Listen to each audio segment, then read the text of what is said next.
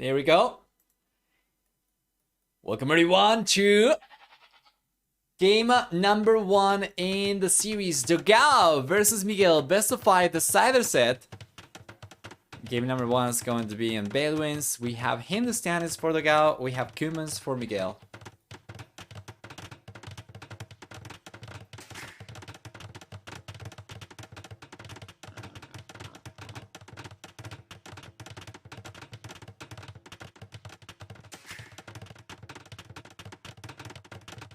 Beautiful.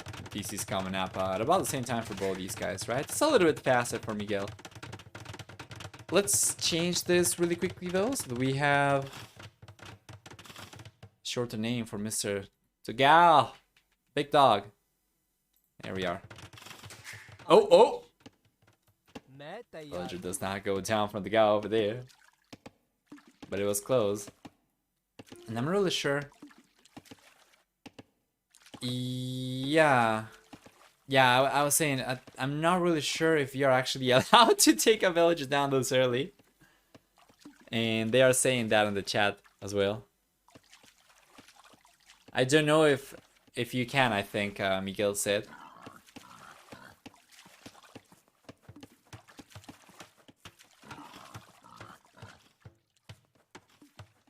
Yeah, I think he said, I don't know if I can, so, or if it's allowed.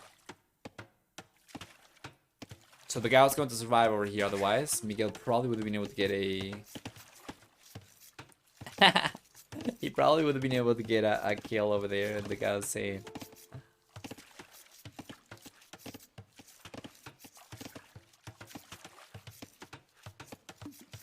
he's apologizing, Miguel, and the guy called him mean.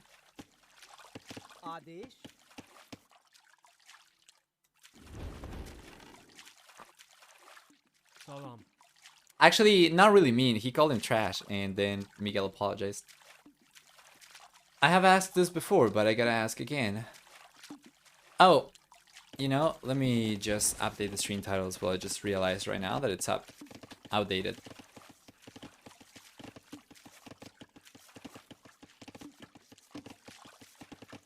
There we go. It should be updated now. Let me know.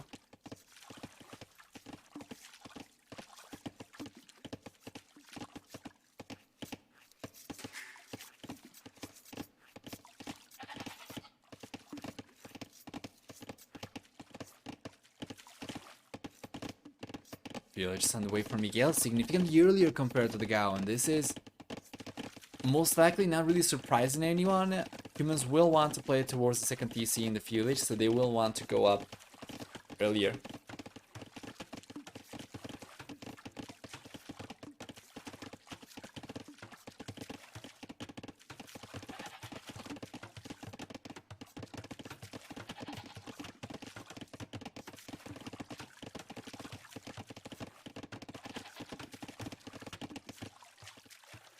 Vision economy is coming in from both these players on the left hand side as well. They are very close from each other. Does Dogao know about Miguel's presence over there? He does! And does Miguel know about Dogao's presence over here? He doesn't. So Dogao will put some pressure over here. This could be good. Miguel, he's got his own barracks. Although I'm not really sure if he knows where Dogao is. He knows. And well, we know that Dogao knows where Miguel is because he almost loses a villager to the TC. Does Dogao try and feel pressure? Yes. He's going up pretty early himself as well. He does not have a second TC instead. He's just going to try and make a play for archers, I would imagine. Towers, potentially. He's only a few seconds behind Miguel. Not too much. So, yeah, the stable on the way for Miguel is very interesting. I was expecting to see an extra TC right away, but he's going for the TC after the stable. Makes sense. The villagers had to move a little bit over to the left over to get the TC foundation anyway, so it's faster for him to get the scouts by going for the stable first, and now he's got it. Meanwhile, Dogao, he's got his own stable coming up, and it seems like we're gonna get a lot of pressure coming out from both these players early on. Dogao's going to get some vision about the food workers over there. I think he spotted these. He's got a town watch as well. While Miguel, on the other hand, not so much. So yeah, looking much better for the guy in terms of vision over here as well. He's part of the second TC, but he cannot really deny it. And the scouts are coming in only now from the dogao, and with the single scout, obviously he wouldn't be able to deny this TC, so it's coming out for Miguel for sure. This could be good though. If the dogao brought the spearman over there and the scout, he might be able to get 1 or 2 villages down over there. However, he ends out taking a free hit from the spearman with the scout. And he gets a second scout out. He's gonna try to roam around. Miguel is gonna do so as well. He's got his own scouts roaming around. Can't really do too much though.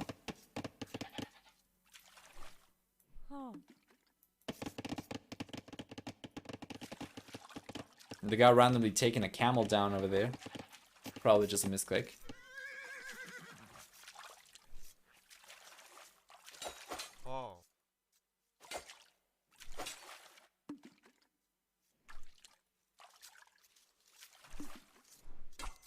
Here we are.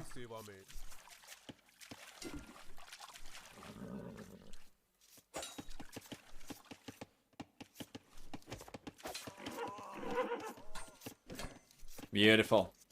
Scout goes down for the gal. That's gonna be first blood. And Miguel. Miguel's outnumbered for spearman over here. But he does have 1 extra scout because of the pick. So if he goes around, if he keeps on taking advantage of the mobility over here and the numbers, should be in a better spot, but that is not the best though. Miguel almost takes another hit from the spearman over there. For the time being, is just going to Balin. Doesn't seem like he'll be able to do too much. He can try and target the villagers, right? But it's unlikely he'll be able to get 1 down fast enough before the spearmen get there. And while up in the north, the dogao is going after the villagers. And this is what I was kind of hoping for from the dogao, to just put pressure and push the villagers away from food, right? So now we see a tower coming up for the dogao, close to the TC. The tower is close enough that's going to push villagers away from the ponds, but not close enough that it's going to get taken down by the TC. And the quick wall's coming up from the dogao. Well, not really. Connect, as the house over there was not hammered at all. So it seems like the dogao will end up taking a little bit of heat over here, but in the end the tower should be coming up, right?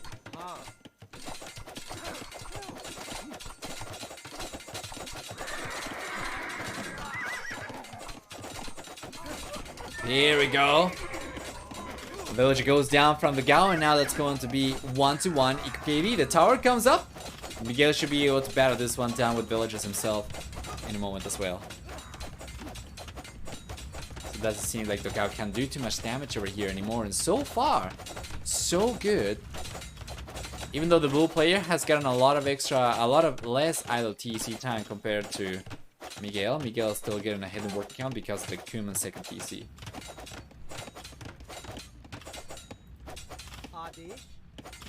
Well, the tower's staying up over here much longer than I thought it was going to. But 2 villagers go down from Miguel.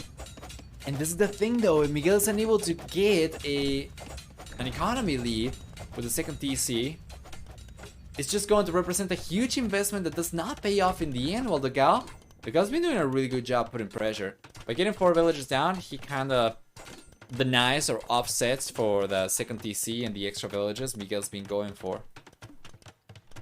Quite a bit.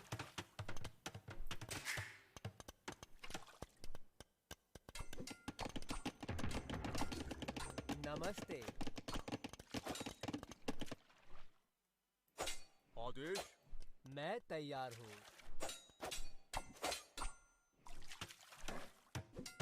There we are.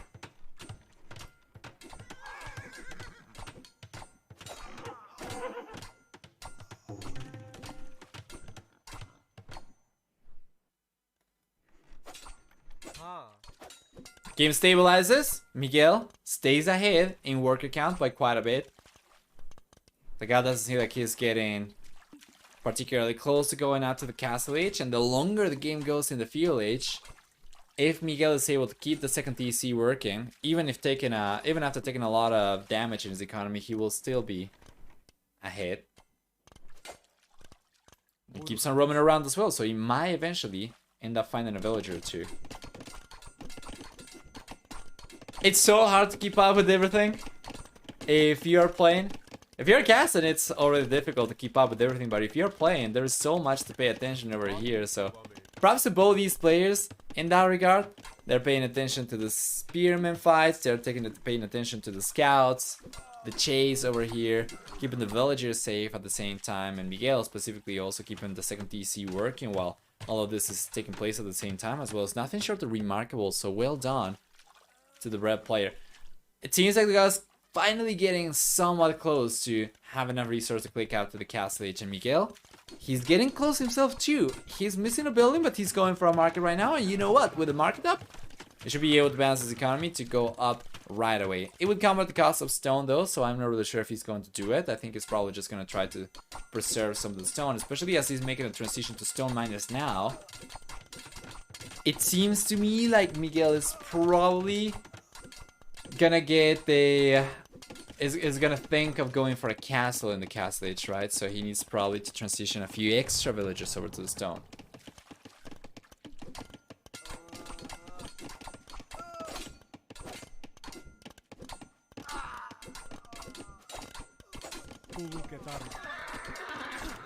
Here we are.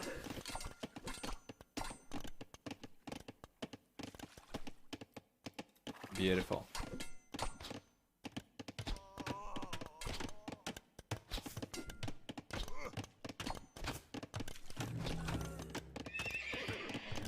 It was coming up now for the Gao too.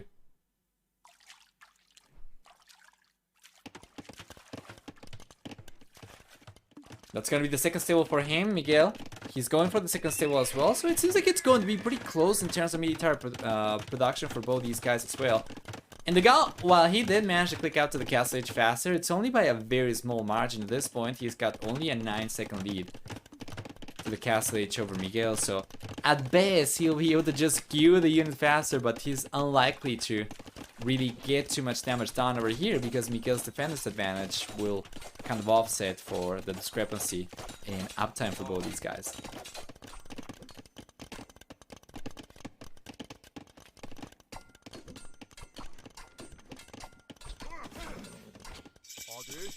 There we go, castle age is here for Gao. Castle age is here for Miguel.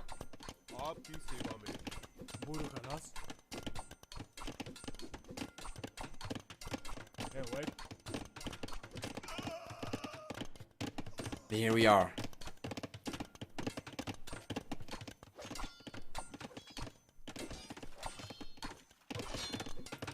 One villager going down for Miguel. It seems like shouldn't actually to Miguel's scout or actually camel over here. The guy should not have lost the villager over there. But Miguel's putting pressure not only in front but also on the left hand side. That is a lot of scout!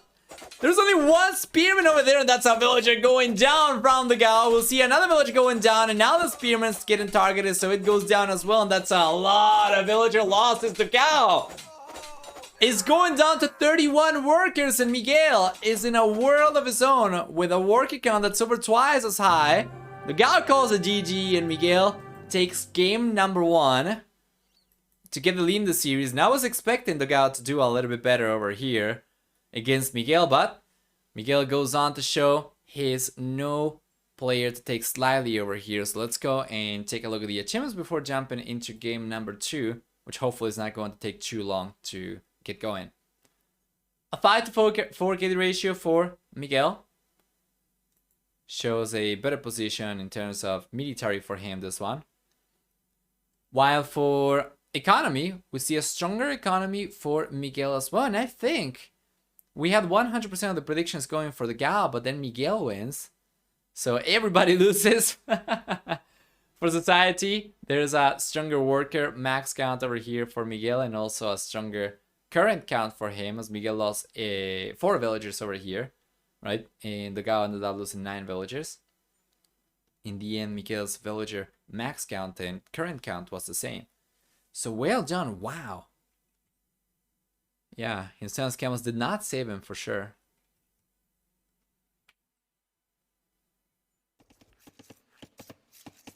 I guess the key is don't let anybody tell you you can't do anything, including yourself. You can't do something, including yourself. Right? Regardless.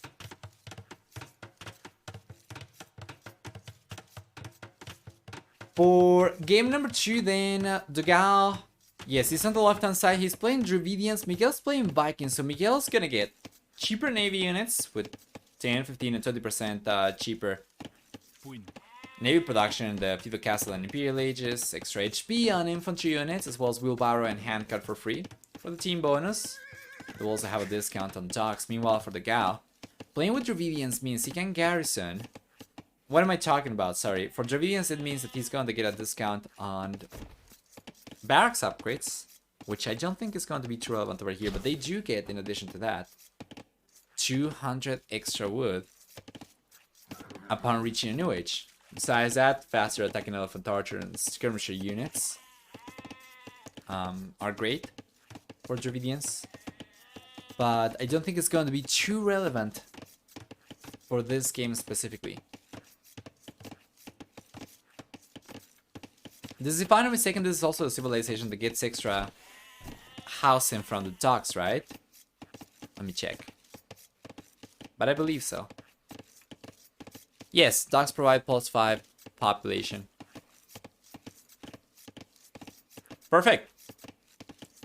One thing that Dravidians also get that I did not mention is the fact that the fishermen and fishing ships, they can carry extra resources per trip, which means that once he starts depleting some of the deep fish that are close to the dock, it's not going to be anywhere near as efficient for him to collect resources from further away deep fish compared to other civilizations, which will have to make a lot of extra trips to get the same amount of resources. Guys, 2.5 minutes left for you to make your predictions for game number 2. Thank you, Arbase. For who wins this one and the previous one, everybody that bet in favor of the Gao and then got kind of shafted at the end. So this is probably a good opportunity to consider Miguel as well, given how well he performed in game number 1. Even if I personally was favoring the Gao in this particular matchup, Miguel's well proven he can certainly land a punch or two in this matchup. So go nuts.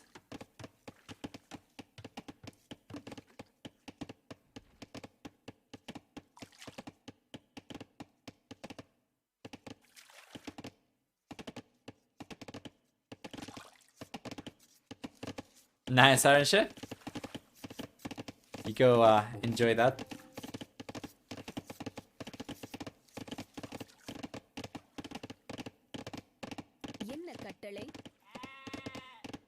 PLH is coming up now for both these players at about the same time.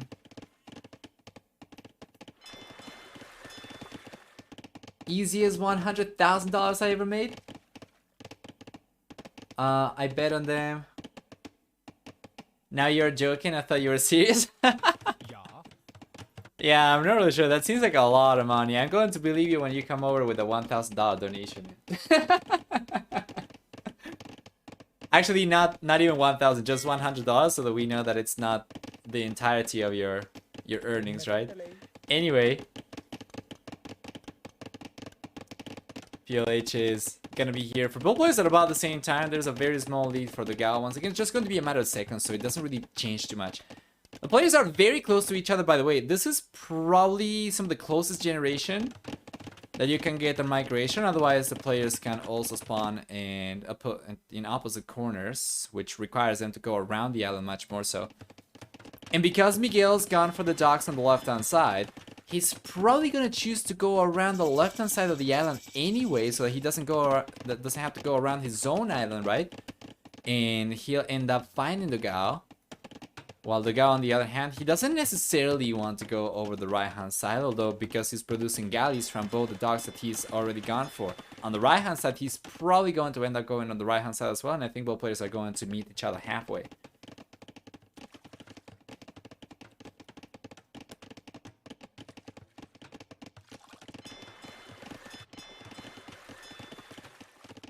There we are. The galleys are coming out, and the Gao, it's going down south, right?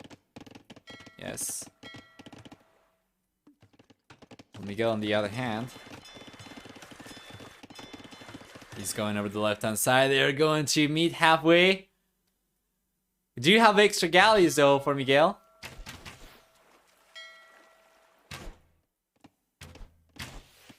Yeah, and he's getting a better engagement over here.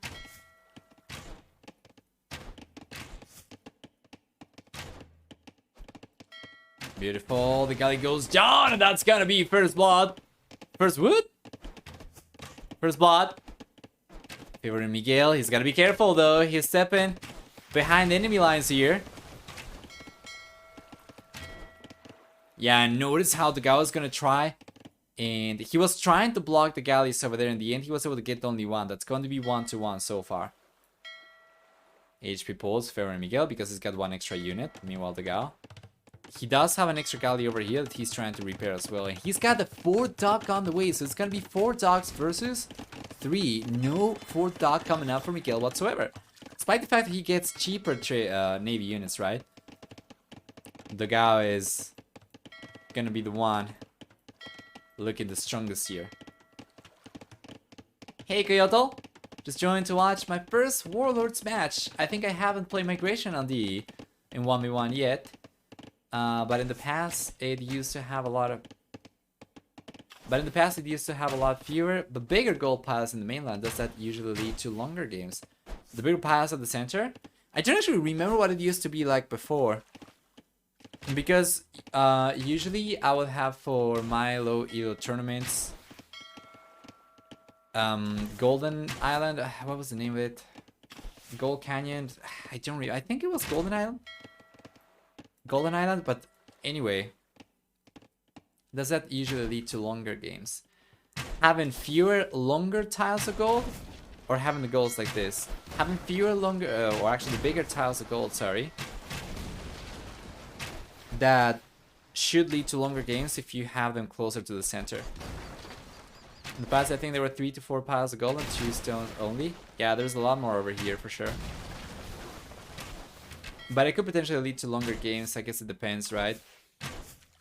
Because you won't really be able to deny quite as much at the center of your opponent, even if you have water control, for instance, or it's going to be harder to push them away from the center, I would guess, compared to from the sides.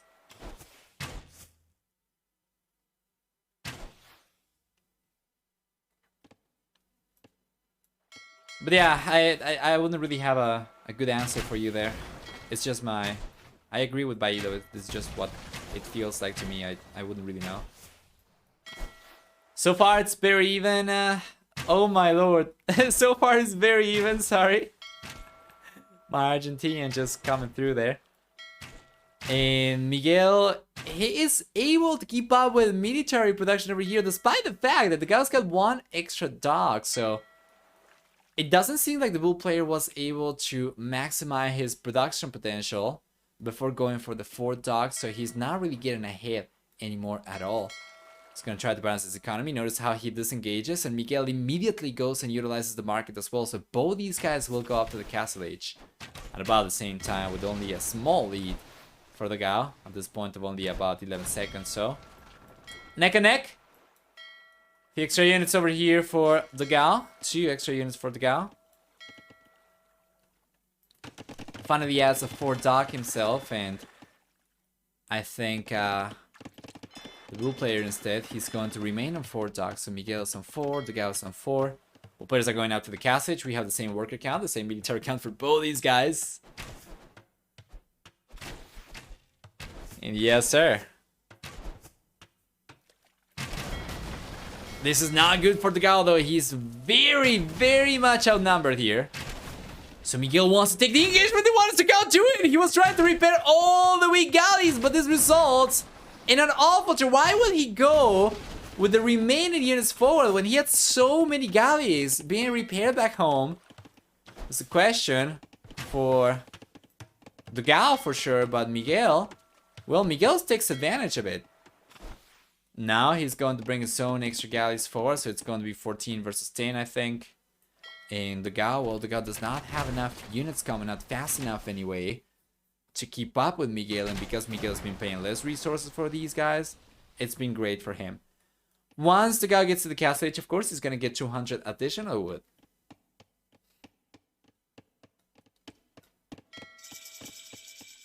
There we go, castle age here.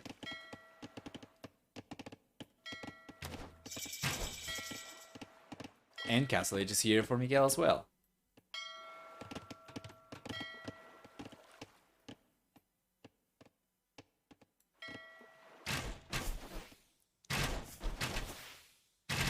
Looking better for Miguel still, sorry. He's got the War Galley upgrade coming in. And at this point, Miguel wants to keep on going for War Galleys if he wants to get water control. He pays less resources for these units compared to the Gao, so on an even battle ride with the same units, Miguel's trades are usually going to be much more cost effective. Even with the Gao's 200 additional wood, that's only going to get him so far.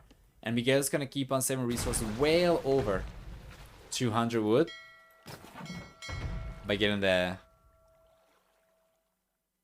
15% cheaper navy cost right now. So he keeps on going. I like to see this.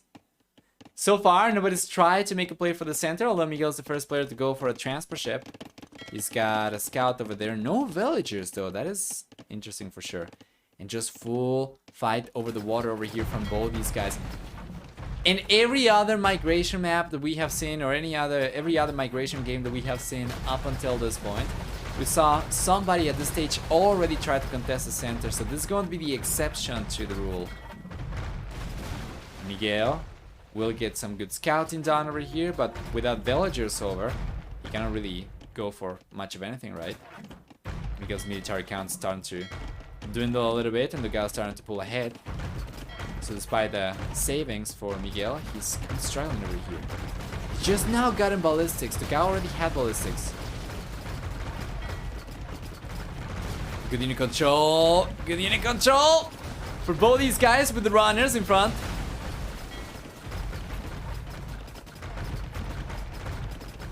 Beautiful. You gotta wonder if at this stage you want to just target the units individually. Miguel's getting pushed back though. This is remarkable from the Gao. Absolutely remarkable. Miguel's paying fewer resources for these units. We have 4 dogs for both these guys. Miguel was looking stronger going up to the Castle H, and now the Gao's actually been able to turn the tables over here, turn the tides, so to say. And I cannot imagine that being just because of the one transport ship that Miguel went for. By the way, the guy should have vision of the transport ship right now, so he should expect Miguel to be at the center. He probably would expect Miguel to already have villages at the center, not just a scout. But pleasant will be the guy's surprise when he makes a play for the center and he realizes Miguel actually hasn't even gotten a house up there yet.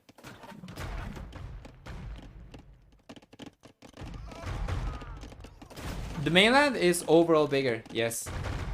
It's been consistently the size for the most part for every migration game that we have had. Yeah, man, Miguel is not looking great now. He's taking a lot of losses. Extra fishing ships going down. Oh boy. He'll get cleaned up. And you know what sucks for Miguel? He lost the transport ship, so he cannot migrate anymore. He just calls it GG.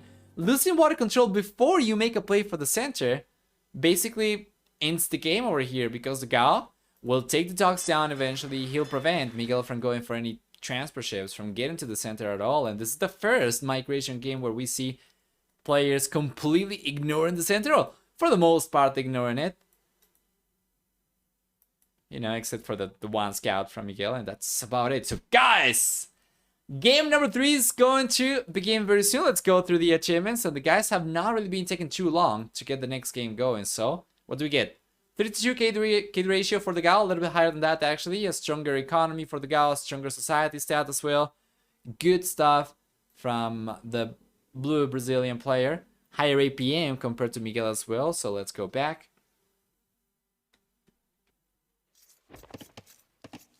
And game number 3 is here. The Gao with Berbers down the south, and Miguel with Franks up in the north, or towards the east rather, towards the northeast. Southwest and northeast for these guys. And this is Land Madness.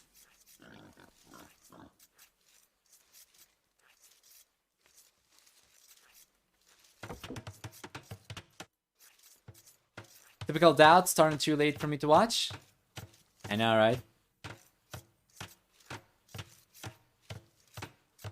Did you cast any Coastal games so far? We had Coastal as a home map before. I don't remember if we saw the game actually be played though. I think we didn't.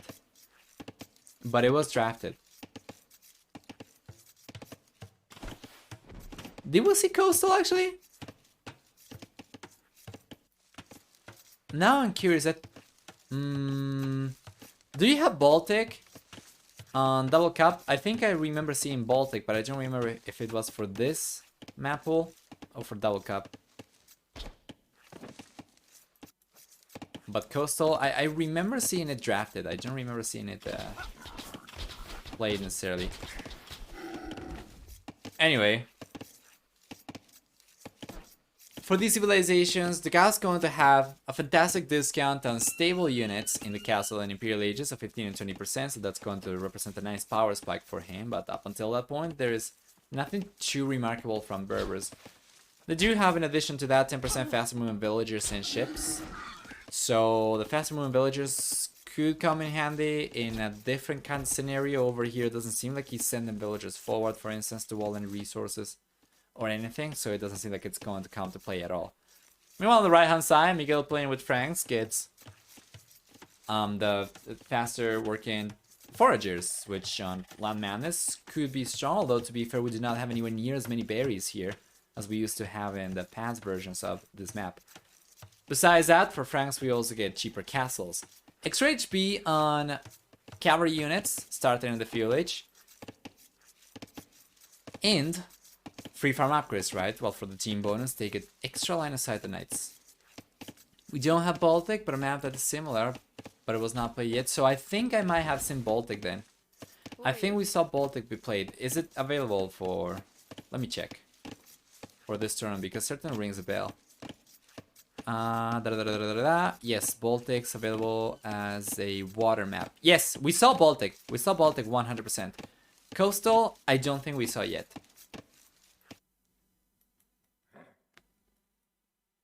Feel it's coming up for both these guys at about the same time.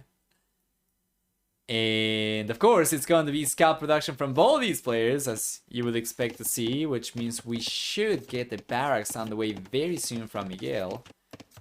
And the one on the way very soon from the dogao as well. They are going up on a pretty standard 19 pop. And a pretty standard for pro players, but very difficult to execute. 19 pop, especially with this luring from Miguel. And the barracks is on the way now. While the dogao, he's got the barracks on the way himself as well. These guys, they have their numbers down. They know exactly how long it takes to get the barracks up with a single villager. They are going right on time. We'll see a second villager being pulled over to go for the stable afterwards. And the dogao is going to try and keep an eye on where the stable is coming up. And potentially even try and step on top of it. I saw your tweet, Coyote. Did you, by the way, see that Bully official register as a caster for Double Cup 3 Tato vs Janjak in 2 hours anyways, and I really wonder who it is. Yeah, no idea. No idea who it is. It does seem kind of awkward to me that it would be Bully official, given that, well, the games are not going to be played on Bully, right? But I don't know. Go learn how to explore. Says the dogao to Miguel.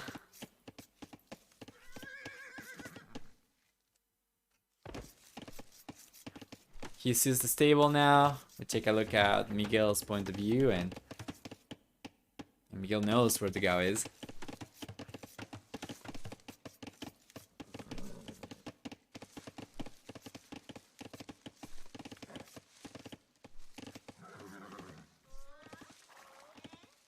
Beautiful. By the way, for Double Cup 3, Huevo Coyote, what's the deadline for the double elimination round of 16 today, this Sunday, or is it next Sunday? Is it 2 weeks per stage, or is it 1 week? Or does it vary? I know that for the single elimination round of 16, it was 2 weeks, I imagine because of Red Bull. But now that it's no more, I'm curious. Because I only saw one series played. The Viper versus Overtaken.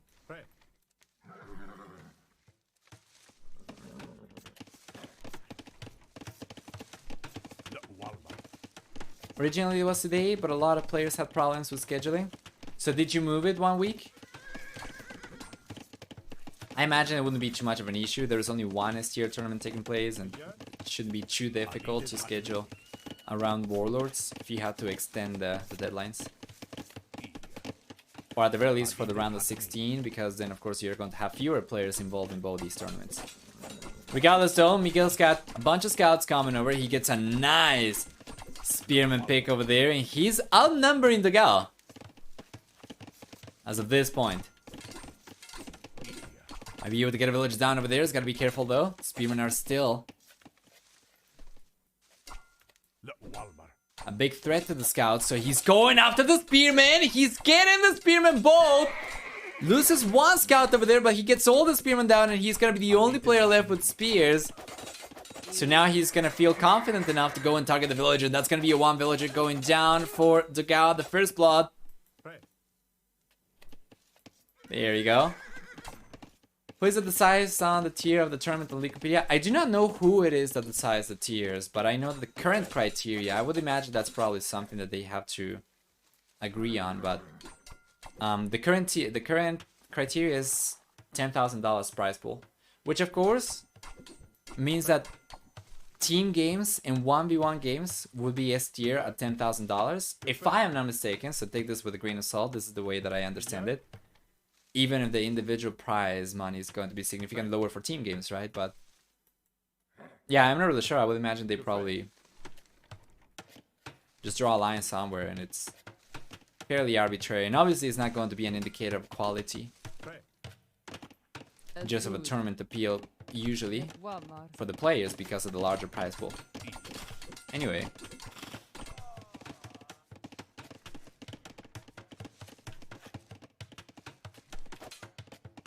Oh, okay, there we go. Thank you, Webukoyotl. So it's more than one criteria.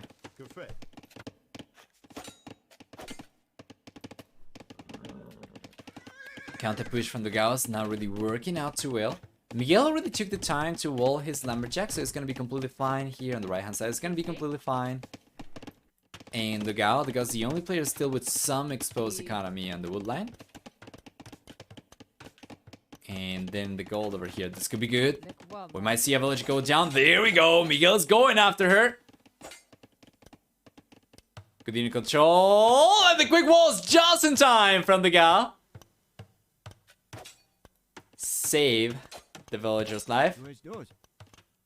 Miguel might still be able to get another village down at some point. Once again, dogao is the only player left with exposed economy over here, or meaningful exposed economy.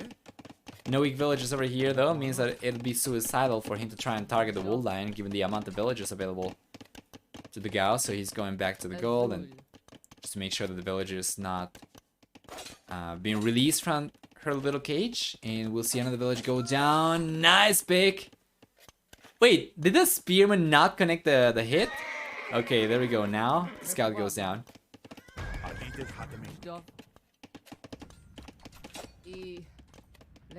And now the villager's out. And he's gonna try to go for her. He gonna do it. She got too close to the sun. Scout's going to burn.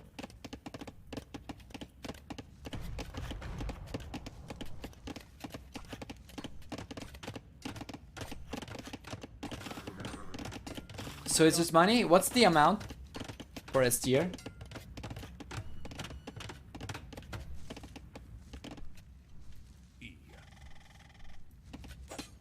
It feels to me like it should be different for team games in 1v1s.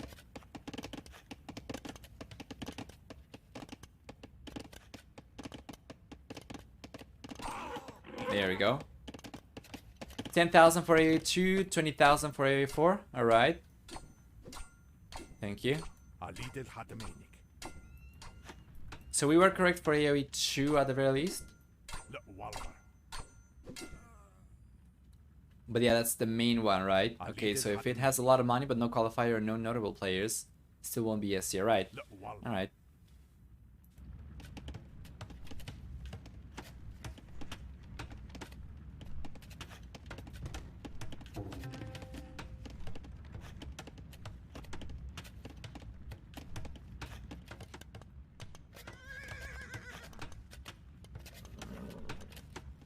There we go. Castle is on the way for both these guys. Miguel has the dogao beat to it by a little bit. Not a huge lot though, but still a substantial enough head start to the Castle Age that he should be the first player getting the first few nights out in the open. He's gotta be careful, and he's not really going for the second stable yet. He's gonna be careful because the Gao is going to have cheaper knights. He's going to have cheaper camels as well. Obviously, Franks do not get camels at all, but the Gao is still going to have cheaper camels compared to any other civilization.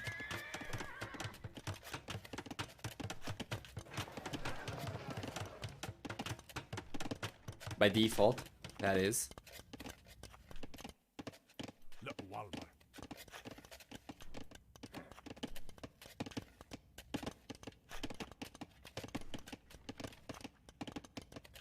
Or there's a draft like in Rage Forest or a rejuvenation restriction which prevents the best teams or players. It can also be max A tier. So was Rage Forest an A tier tournament? It had a $10,000 prize pool, right? Was that one classified as A tier?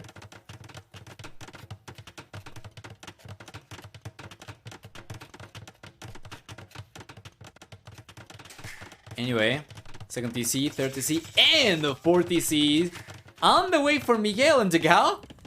This is so awkward to see because dogao is the one who's completely walled. Took a little bit longer to go up to the next stage, and you would expect him to be the one putting putting the extra TCs up and making a play for economy, but no, it's going to be just Miguel instead. And I guess it makes sense. You don't really want to go for full military production against the Berbers over here if you're playing Frank, so he's just gonna go for economy, and hopefully that's going to allow him to go to the Imperial Age earlier, get Cavalier, and that's going to be enough for him to offset for potential for camels, right, from the Gao.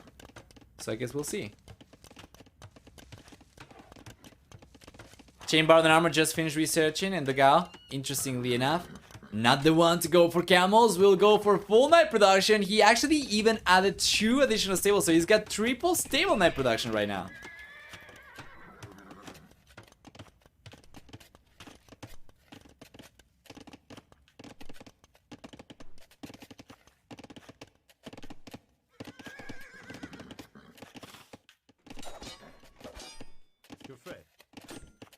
That'll be going through a lot of trouble by Ido to trick the classification criteria of a community maintained wiki page. But yeah, I guess technically you could try to play around it, although I'm not really sure. I guess if the maintainers get together and agree to just change the definition so that your tournament specifically does not make it into S tier, they could potentially do it. But okay, there we go. Rage Force was A tier because of the draft with tiers. In a normal tournament, you would have something like Somaji, LAM. Right. Okay. That's interesting. Thank you. But imagine how happy the guy getting the $9,500 would be. Yeah. Can I be the guy? I wouldn't have any issues over there. Regardless. Well, dogao keeps on roaming around with the knights. So far, he's been unable to find too much damage, but by too much damage, I mean any damage at all. He's gotten no villager kill so far, right? So the only villagers going down this game have been his. As he finally gets the first villager kill over there, he gets pushed away by the monk, by the spearman, by the pikeman, rather.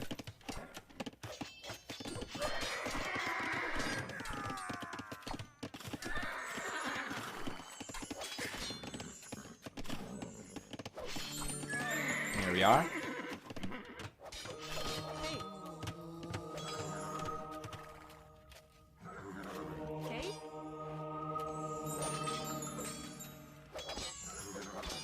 Yeah, so far Miguel's defense has been really good. And with the extra TCs, he's been able to pull a nice villager lead. He's got 9 extra villagers. This guy's got just a second TC. And there's a 50C on the way for Miguel. A 50C. I don't see how in the world the guy's gonna be able to do any damage over here. He's got chain bar and armor, which I like to see. You know, I always talk about it when thinking about the possibility of raids, but yeah, he's not really producing too many units, and unless he gets something out to counter the pikemen here, knights will simply not cut it anymore. So we see a 30C coming out for the Gao. Very interesting strat from Miguel. With the stronger economy, once again, if he does manage to go to the Imperial Age earlier, for instance, and he gets to Cavalier, he should be able to counter whatever the Gao's got in the Castle Age. Guess we'll find out.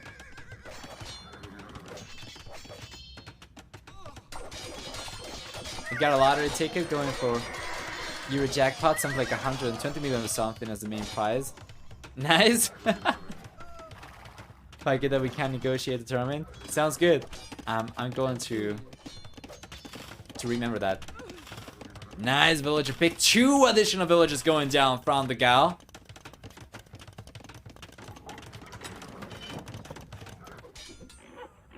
Keep on going forward. Keep on trying to put pressure, but Miguel's defense over here is fantastic.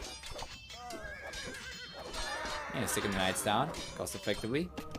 And then on the left hand side, the guy is pushing Miguel away. So it doesn't seem like anybody will be able to do too much damage.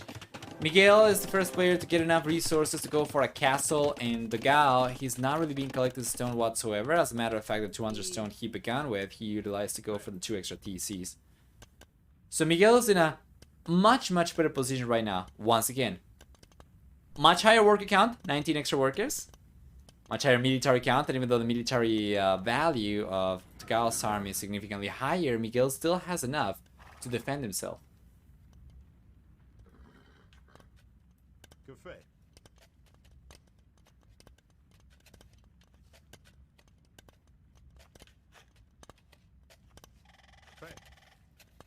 I caution you to hold your enthusiasm down. I read somewhere that actually winning the lottery is quite rare. Okay, okay. I tried to manage my expectations.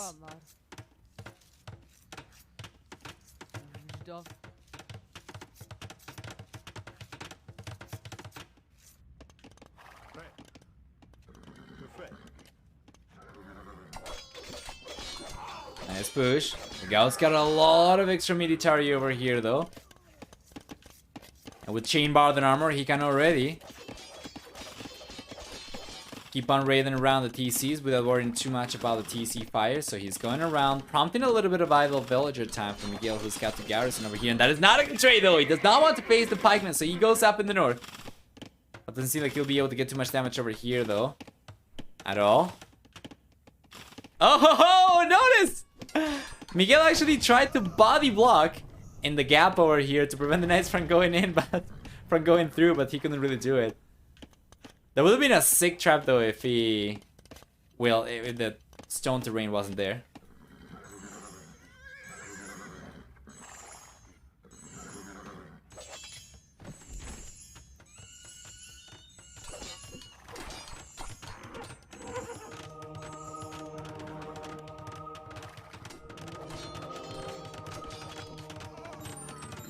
Fantastic. Castle's coming up now for Miguel as well.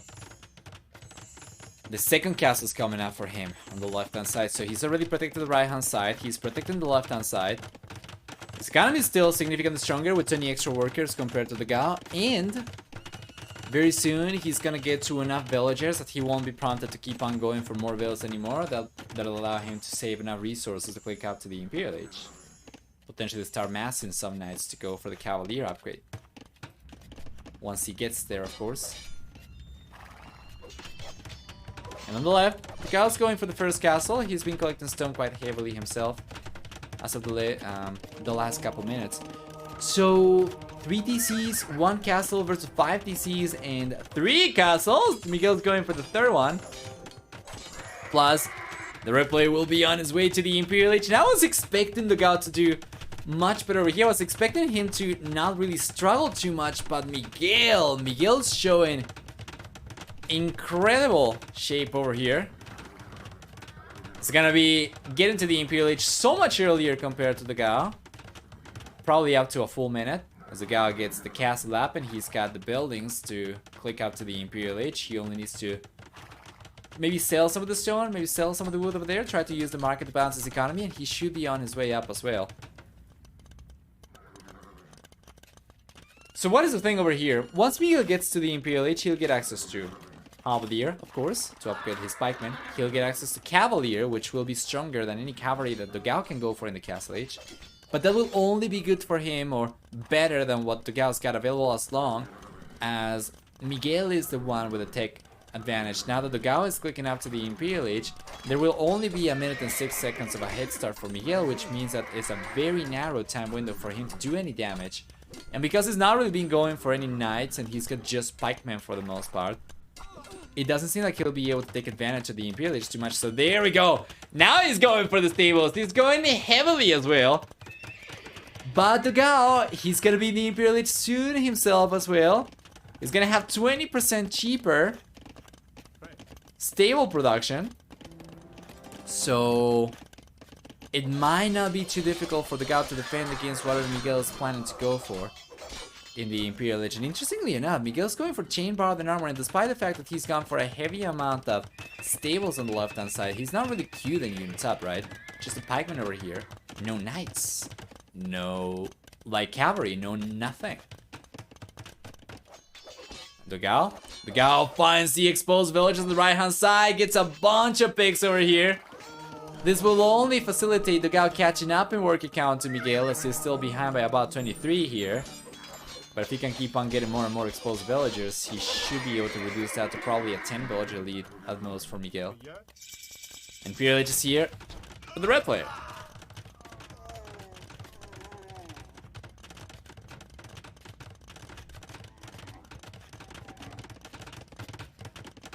Passive stable cavalier.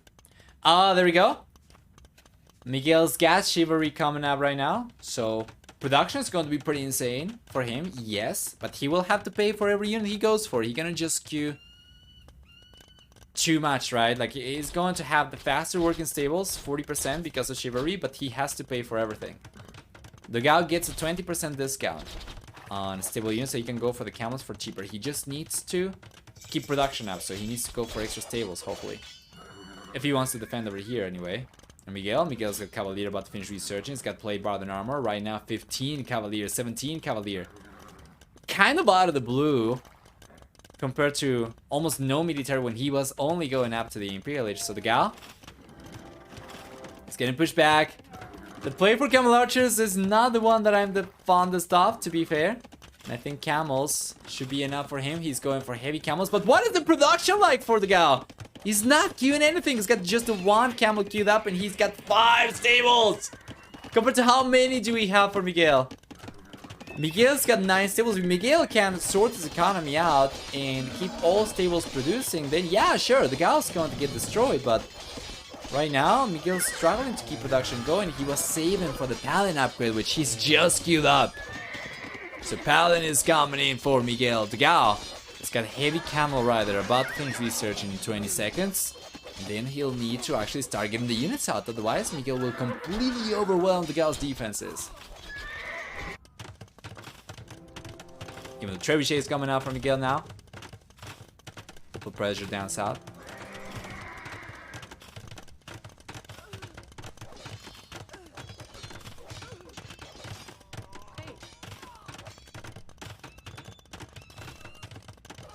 There we go.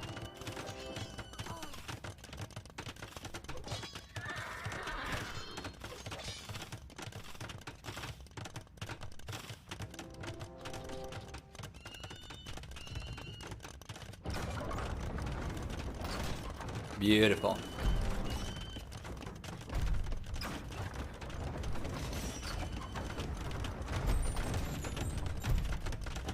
Down the south. Some nice villager picks over here. You see the one converted Paladin, right? But some nice villager picks over here from Miguel, and he's looking so good. Military count significantly higher for him. We do have a lot of camels for dogao for sure, and he's producing more, but the production potential, or the production capacity rather, for Miguel is so much higher because of the extra stables. So what he's got to do is he's got to keep on putting pressure. He's got to protect the trebuchets. If he reduces the castles down to rivals from dogao, then there won't be any defenses for dogao anymore, because DCs will certainly not suffice against paladins. So dogao calls it GG, and that'll be 2-1 in favor of Miguel. And let's go! Miguel's looking strong, and dogao's got it in him, I'm sure, to keep on fighting over here. So we could, in the end, end up getting a full series for the time being. Game 4 is gonna be match point. Miguel's looking stronger. He ends up getting in this game a 6-to-5 kill ratio with an economy that's significantly stronger, collecting about 14,000 extra resources compared to dogao, and a society stat that's looking stronger for Miguel as well. Wow. Wow. Fantastic. Let's go back.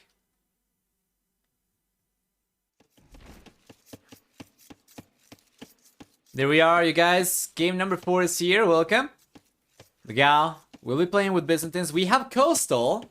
So you wanted to see this one. We got it. And Miguel's playing with Japanese on the right-hand side now. There is already a little bit of a difference over here worth probably talking about for both these players, right? For instance, on the right-hand side, Miguel's side of the water is going to be disconnected. While on the left-hand side, well, we have the water connected. So this means that if Miguel goes for a dock over here and then a push from the dogao comes over, he cannot really bail. Or it would be the same situation on the left-hand side. But that also means, of course, that if he gets this one over here, like a dock over here, for instance, or on the left-hand side, the dogao goes for the dock on the other side, and then he goes the wrong way, it would take a long time for the dogao to roam around and go to the right location, right? So it can be kind of a double-edged sword, as most things in Age of Empires, and yeah. Looks a bit like a T90 Nomad generation. Yeah, with the TC build from the get-go, true. I have around 10 ideas for tournaments that probably would be very welcome by everybody, but I always rely on generous sponsors. And well, Coyotl, haven't you tried or considered getting sponsorship from Microsoft? Given your track record with banger tournament after banger tournament, I'm pretty sure you should be able to get cleared.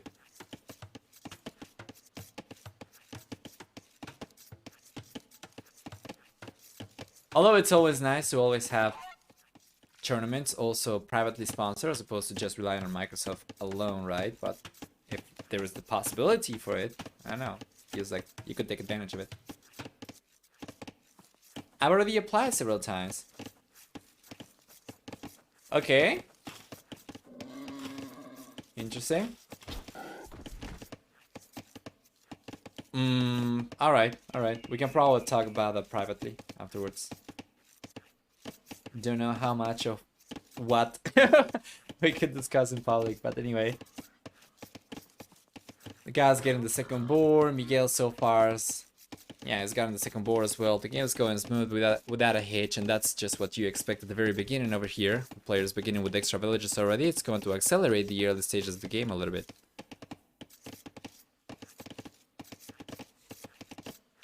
If I score the Euro jackpot win, you shall have a few tournaments. That's great.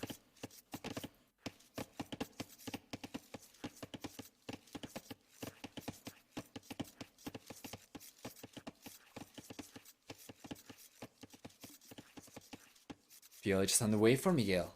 Significantly earlier compared to the dogao. The dogao will go up with a little bit of a stronger economy. He's going for loom. And Miguel did not really get it. The players are very far away. Miguel knows where the dogao is. And he does not feel threatened at all. So he's kind of skims on loom. And the dogao's got no idea where Miguel is. This is the player that told Miguel learn how to scout. But yeah, that's going to delay the dogao a little bit.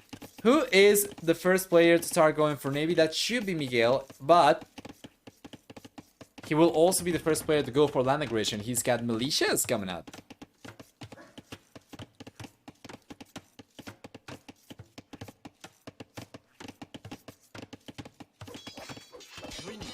Two militias, the third militia's coming out. The guy already spotted the units. And Miguel was going to have a very strong army after all. Minotaurs from Japanese, they do attack faster.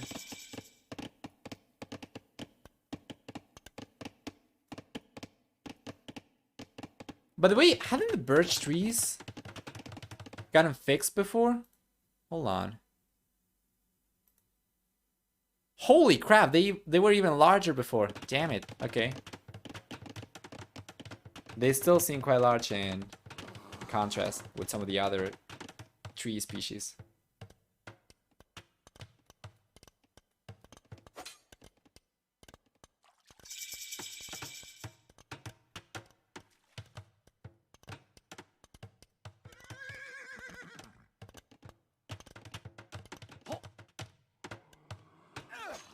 There we are. Oh, oh! Good reaction from the gal. Ends up getting this up. One problem I also have, which a few hosts who are streamers don't, is that AoE is not my job, so I can't say I will do that. Or that in 6 to 9 months. Yeah, I understand. In my case, I'm a streamer who is also a tournament host, but because I'm so tiny, there's no way that I'll be able to host something myself, right? So I kind of need to rely on either having co-hosts or having a tournament approved by Microsoft as well, or getting a generous sponsor too, like for Terra Nova Duos, right? That was also a case of you coming and saying, hey, do you want to host this in the next month or so? And that was really good. But yeah, it's not always like that.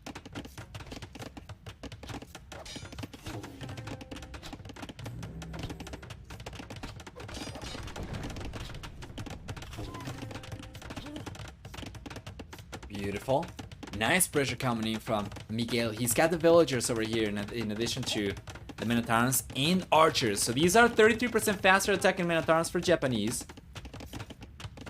A few archers coming in with a forward archer range, and very soon we should see towers come out from Miguel. And he's going for the first tower now. This one doesn't really achieve too much because the guy was not really collecting resources from here. This would only be the first link in a chain of towers. So after this one, definitely would love to see probably another tower come up over here, right next to the berries perhaps, so that he can keep on putting pressure, right? So if he gets one tower up over here and then another one over here, he might be able to push the villagers away from wood. But it's going to be pretty difficult to get.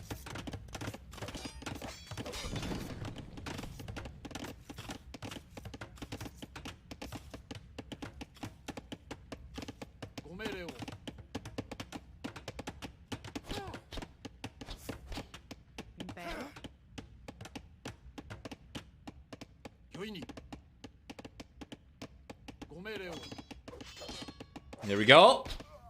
Nice villager pick from Miguel.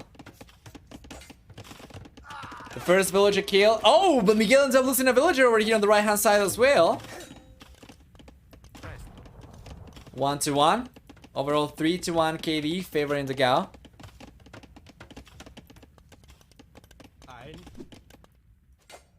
And it seems like Miguel's gonna go for a dog down the south over here.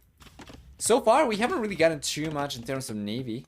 Miguel does have some fishing ships over here. He's got a fire galley. We have fire galleys from the Gao as well, but so far nobody has really been putting too much pressure on water at all.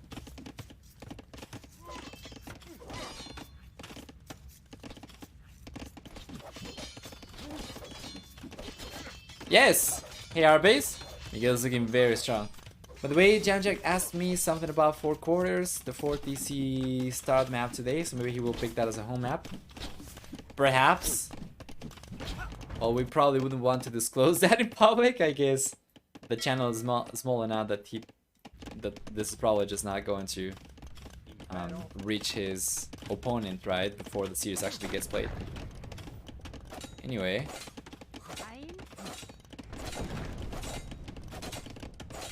Nice defense for the Gao. He will end up taking the tower down, and so far, he's been able to get ahead, or he's been able to stay ahead in worker count. Beautiful tower, though, from Miguel. The Gao's got no idea about this one.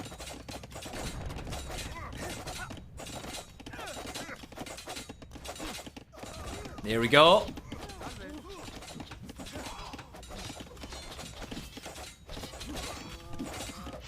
Beautiful, more villages going down.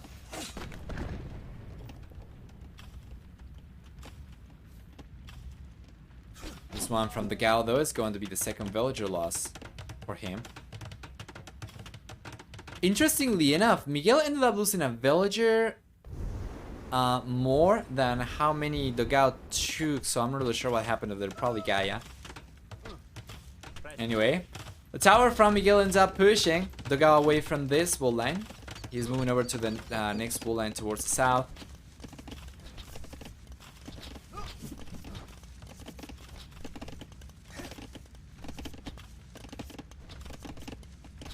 Beautiful.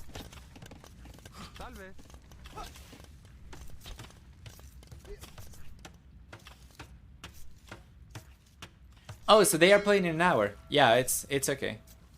I was talking as if the series was going to take place in a few days and he was going to take some time to prepare for it.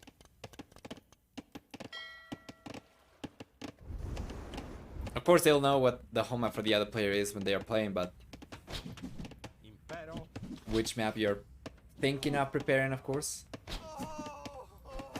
will be bad a few days in advance to know.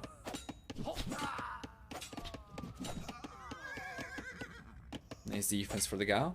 And so far, Miguel's not really been able to do too much. Well, I love the tower that came up over here, prompted the Gao into switch into a different wood line. Miguel's not really been able to do too much. However, he will be the first player to get to the castle age by quite a lot.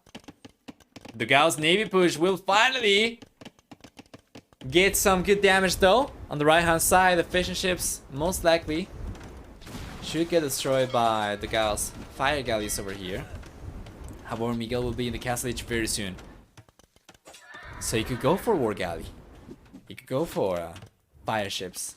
However, in terms of land, he doesn't really have too much. He's got still the archer range only, and no stable, so he cannot go for knights. Yeah, he's just got fire galleys coming out. He's got finally Loom coming in right now because the Gao is taking villages down with skirmishers. So Loom is coming in only in the castle age. Miguel laughs it off. But he's taking a lot of losses over here. Between the fishing ships going down and the villages going down over here, the Gao finds 10 picks around Miguel's economy. And now Miguel level 7. 19 workers behind the Gao, who is getting now enough resources to click up to the castle age. And all of a sudden the game was looking so good for Miguel. And now it's looking so much better for the Gao. A little bit of a reckless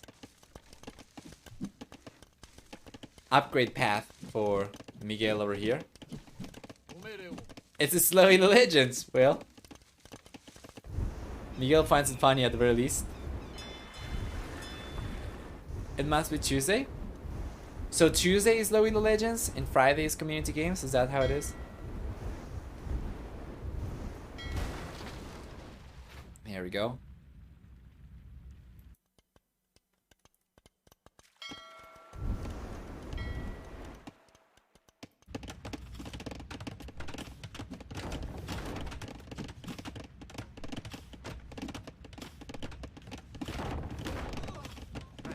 Nice. Pressure. Miguel's got a 4 siege workshop now. So he can get some villagers down. That was not the best though. Miguel came in and now he's trapped. Oh! But the guy ended up losing the villager anyway. There's so much damage that Miguel's gotta do just to catch up over here and get back to a competitive worker count over here. At the very least, bring the Gao down to the same worker count that he's got right now.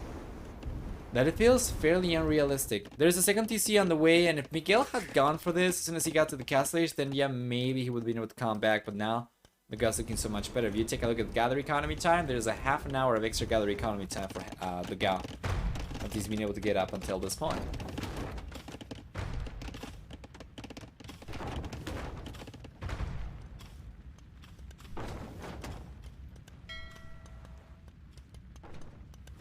Only 20 seconds for the Gao to get to the castle age, and what does he have prepared? He's got 2 archer ranges. He's not really been going too heavily into archers, mind you. He's got about 11 archers and skirmishers all together. So he gets to the castle age, and he's got the crossman upgrade. He's got the balking arrow upgrades coming up. Still a much stronger economy compared to Miguel. Although no extra TCs are coming up for the Gao, he is collecting stone quite heavily, so he might go for a castle very soon. Oh, alright, second TC, third TC for the Gao. Well, if he gets the villagers on stone, eventually he'll be able to go for a castle. And it's looking super, super rough for Miguel. Not really sure he'll be able to do too much over here to speak up.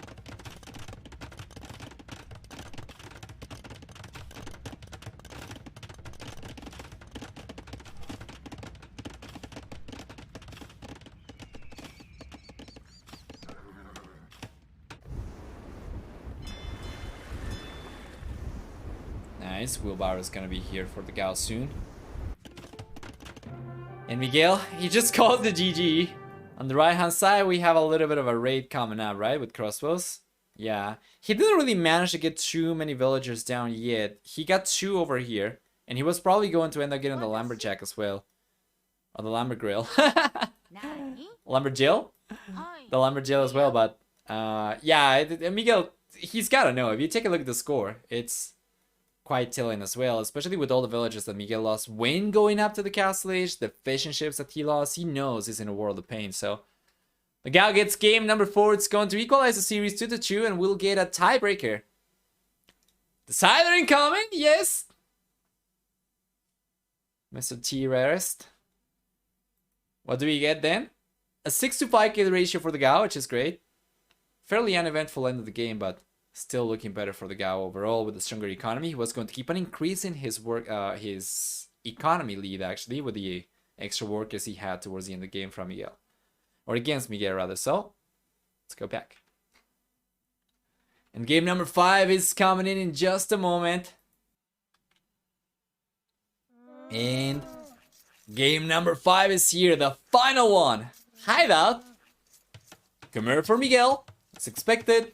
Dogao. Burgundians. Thankfully, this is on a 9 villager star, so this is going to speed things up a little bit. Otherwise, it'll take a little bit longer, right, to get to some action over here. But I still expect the players to, for the most part, go for something like a fast castle into full pressure. Or full economy, of course. You would expect Burgundians to be putting some pressure, perhaps, with their Cavalier. And Miguel, well, Miguel's probably going to want to play for economy instead, but we'll see. Hideout, yes.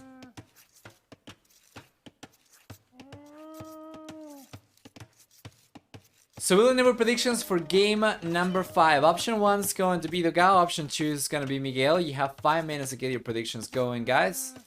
Go nuts. It's open now.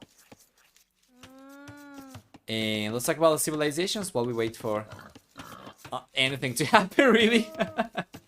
Down the south, Dogao with Burgundians will get a discount on eco upgrades, and he's going to get access to those eco upgrades 1 each earlier, right? So right now, he's already gone for the Albidex. He could potentially go for Scholar. Of course, that wouldn't make any sense given the current situation. But he will get access to it when going up to the Fuel Age, for instance, once he starts making a transition to farms. We'll get, in addition to that, access to the Cavalier upgrade for Burgundians in the Castle Age, with a 50% discount on stable upgrades. And for the Dogao, we'll have also for civilization, for the team bonus relics, generate food in addition to gold. One final bonus for Burgundians will have their gunpowder units deal 25% more damage or have 25% higher attack. Or they deal 25% more damage, rather. I think that's probably the accurate way to say it. While for Miguel playing with Khmer, well, he does not get affected by building requirements. So he can go for farms without mails. He can go up to the Field Age without Dark Age buildings, or to the Castle Age without Field Age buildings. So one thing that we have seen Khmer do quite a lot in maps like this, or potentially even Arena, is just go for a straight fast castle with as low as 22 population, right? So 21 villas plus a scout, and then just straight fast castle. Usually doesn't really allow you to go for too much economy once you do get to the Castle Age, but it's always very impressive to take a look at in any case. But yeah, usually you want to probably go up on 24 perhaps, so that you can actually go for extra TCs and farms. And then in addition to that, Khmer will also have farmers who do not need mills or TCs to drop resources on, to drop food on. For the team bonus, 1 extra range on Scorpion Line weapons. One thing I forgot though is that they get 10% faster moving battle elephant line units, and I think that's about it, right? Farmers,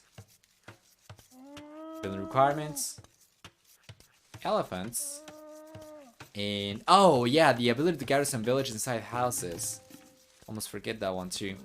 So you see, I still remember everything. I just need a little bit longer if I don't do it every game.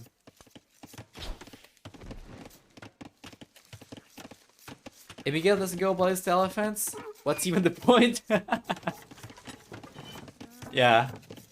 And Miguel's going up on 23 pop to the Fuel Age, and he's going to fast castle for sure, but I'm not positive he'll be able to go for too much in terms of extra economy once he gets to the Castle Age. Probably we'll see maybe a second TC, and maybe the third TC is going to take a little bit longer.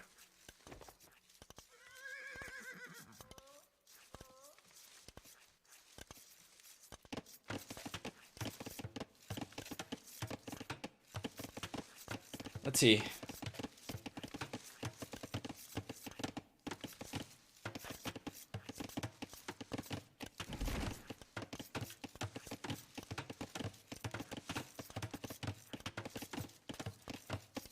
Miguel's the first master of Arena could be a favorite, as a guy doesn't like Arena, but Highlight is a bit different. Yeah. Purely just coming out for the guy a little bit later. He's going up 24 workers. 25 pop, right? So it's going to be 25 plus 2, and Miguel's just going out to the castle. Oh my lord, man. This is just so satisfying to look at. The second Miguel got to the fuel age, bow! Clicked out to the castle age right away. Amazing. And the Gal? Well, the Gal is of course going to take a little bit longer to get there. But he should be still in a good spot. If he plays defensive over here, I think he should be able to significantly outproduce Miguel for economy. Interestingly enough, he's going for a stable and a blacksmith, so that indicates aggression to me, and that indicates knights into cavalier, right?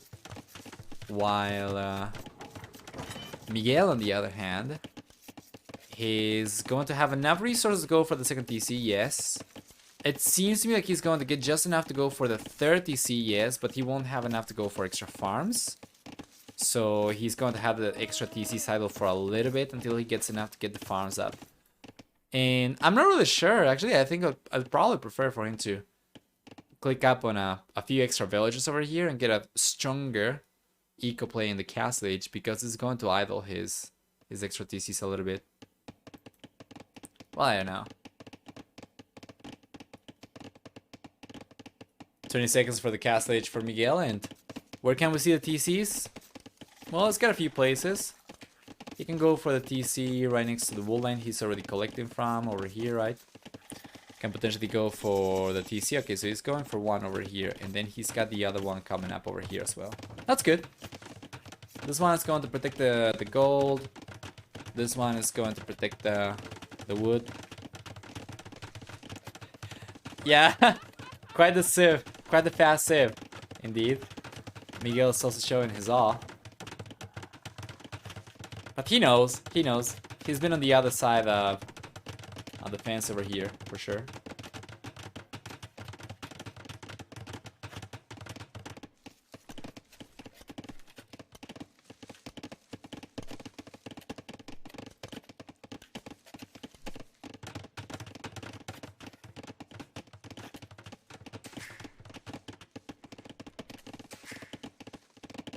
Here we are.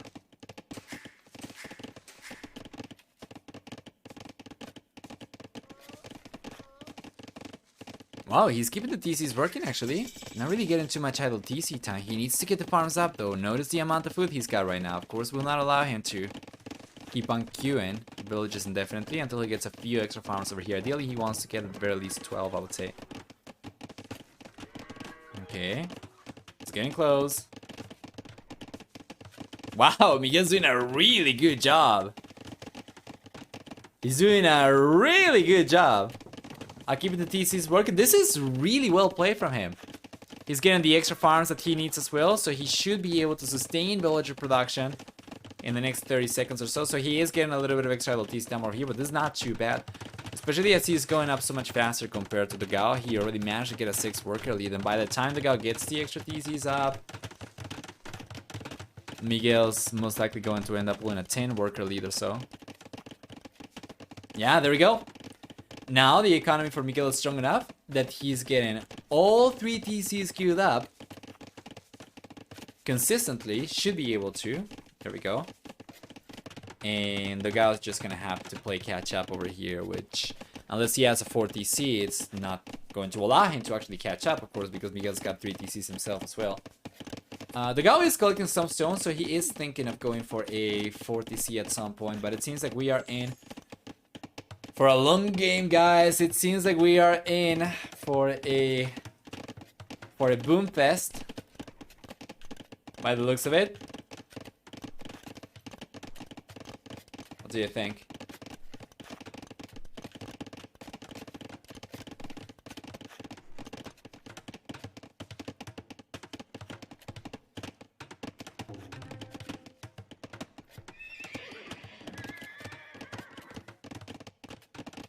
Here we are.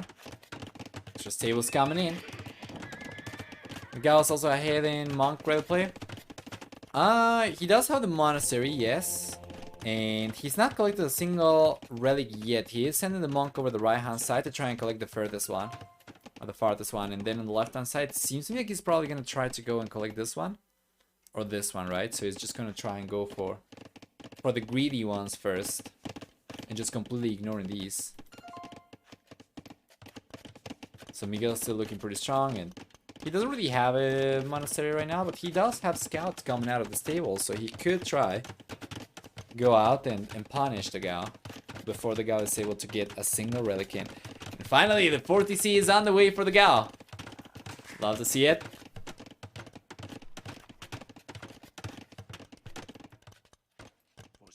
First relic's coming in, and Miguel, he's just going forward. He doesn't know where the relic's are. He spots the monk.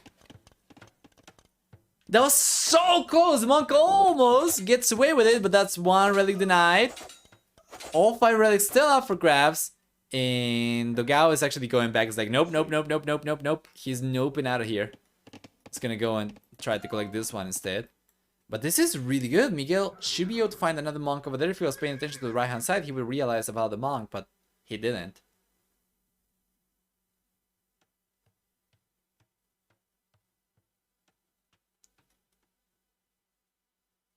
Yeah, and you know what?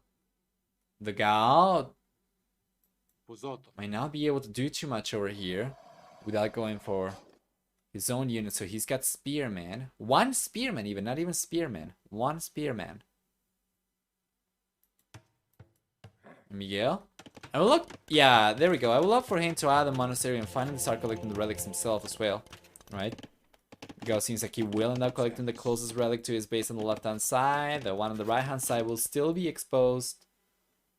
As Miguel's keeping an eye on this one. And the guy was kind of fishing for the scouts over there. Couldn't really find anything.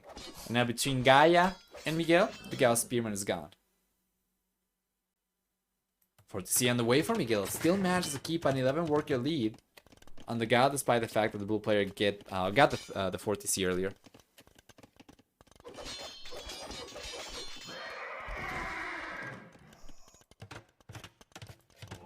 So Miguel's going after this relic first? Or is he going for the 4-1? I think he's going for the 4-1, right? In a forward siege workshop. Yeah, Miguel's gonna start getting up. Kicking the aggression up. 1 notch. Miguel's going for the closest relic first. It's not going to really delay him too much to go after this one next. So it's definitely worth it. There we go. And now he should be going for the next one, right? Oh, he's going for the one on the back by the looks of it. No, he doesn't really know where the relics are. He knows this one, but he has not really scouted this or this.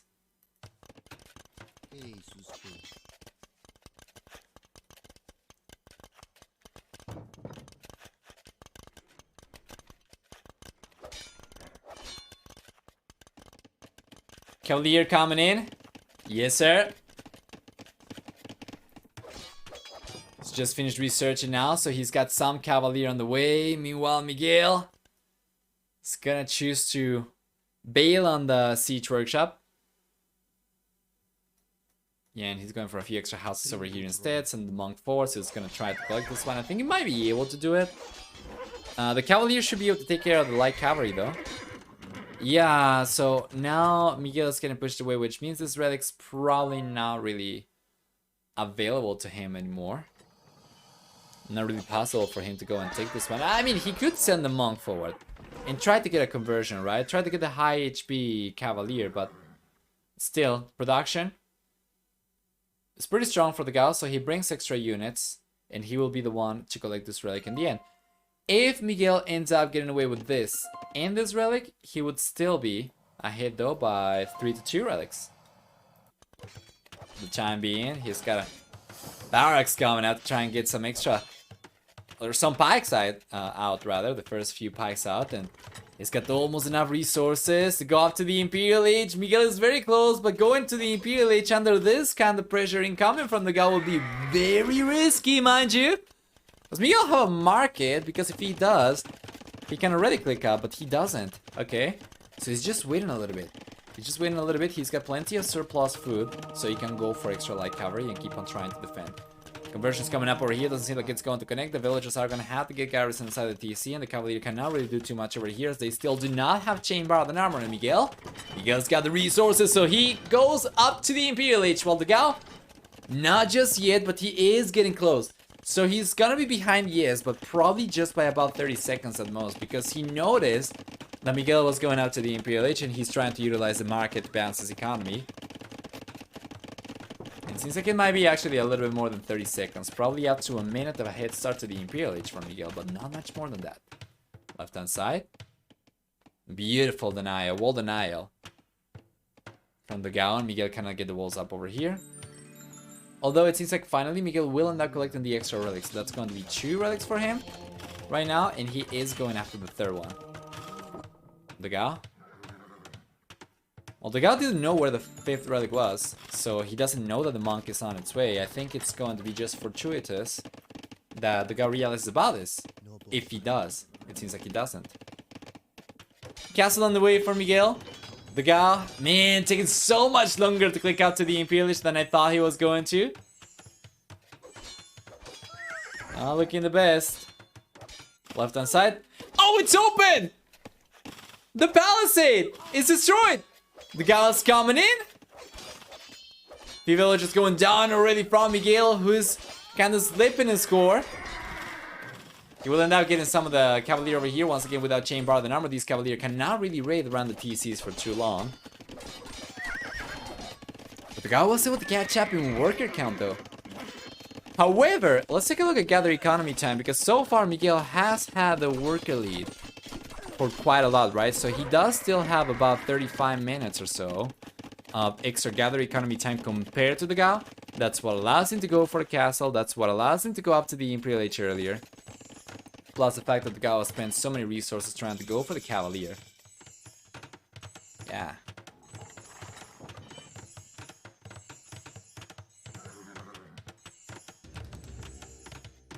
Right hand side, siege workshop coming in for Miguel.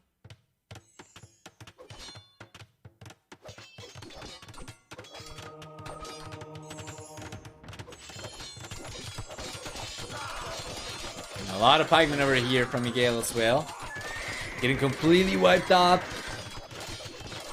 There we go. Completely wiped out by the Cavalier, but Miguel's going for extra barracks. He's going for another siege workshop. He's got the monks over here. Conversions coming in, plus extra pikemen on the way, and the halberdier upgrade coming out right now. Miguel's looking good. It's going to be a smush against dogao, and this will work until dogao is able to get a good amount of units himself. Potentially even goes for Flavish Revolution. Flavish Revolution is something that he will only be able to go for. Actually, would only make sense to go for if he was floating resources. This was a much later stage of the game, perhaps, and he was already on 150 plus villagers. To be fair, he is going for more villagers pretty heavily still with all 4 TCs though. But yeah, for the time being, it's just going to be halberdier upgrade from dogao and Miguel. Miguel's got halberdier himself. He's got chain mail armor, while we only have scale mail armor coming out for dogao. So the units for the red player are looking better. The castle's coming up. Second castle for Miguel. He already has one trebuchet moving forward. He's got the second trebuchet coming out very soon. Some cap ram and the siege ram upgrade on the way for Miguel. Meanwhile, Dogao's got the trebuchet already out as well, and he will go for the second treb, but he should be outproduced by Miguel now that the red player managed to finish the second castle over here as well. So it's been pretty good defense of his 4 villagers, and Miguel does get a very strong push because of it. Left hand side, dogao sending a few extra Cavalier once again, as Miguel never went for the extra walls over here again. And this is still open though. Oh, Miguel! I don't think he closed this. But you know what? Dogao doesn't care. He's not going in anymore. So let's take a look at the right hand side. We have 2 trebuchets right now. 3 trebuchets, as a matter of fact, coming in from Miguel, targeting the castle. Should be able to get the castle down for sure. Halberdier at the center from both these guys. The numbers looking a little bit higher for Miguel still. And siege rams right now to work with as well. He's coming in, choo-choo. The train of pain. Knocking on your door. Will not even be necessary to get the castle down over here. This is a fantastic position for Miguel. He's got great momentum in the gal. He doesn't even have population space to keep on going for much of anything. This is really good for Miguel if he can keep momentum like this. Might not be too much for the gal to do anymore. The counter rate certainly pushes some villagers away from goal, but because Miguel's army is not really going to be too goal heavy, it doesn't really make much of a difference. On the right hand side, still, Miguel will end up taking castle down.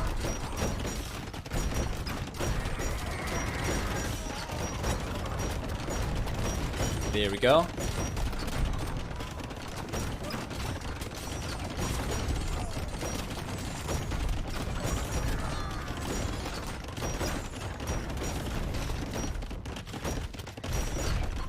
Beautiful.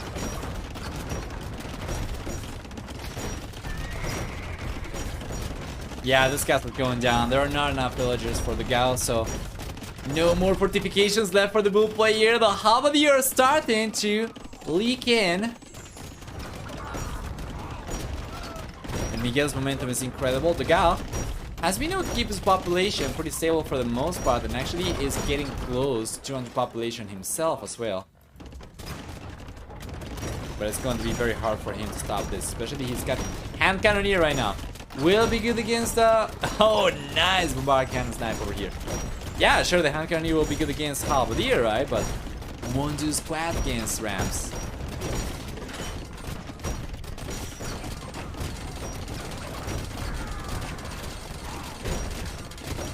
Female armor is here for the Gao as well. Miguel does not have access to that upgrade, but he's got some crossbows coming in, interestingly enough. He could go for Arbalesters.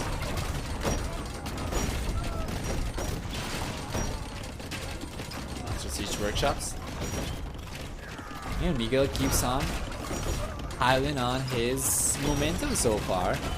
The Gao's unable to stop him, and I was really thinking this could have been a 3-0 series favoring the Gao, potentially a 3-1 series favoring the Gao, but I never would have expected Miguel to do this well. He certainly proved me wrong, and anybody else might have disregarded to some degree the red player over here, because he's got some great momentum in game number 5.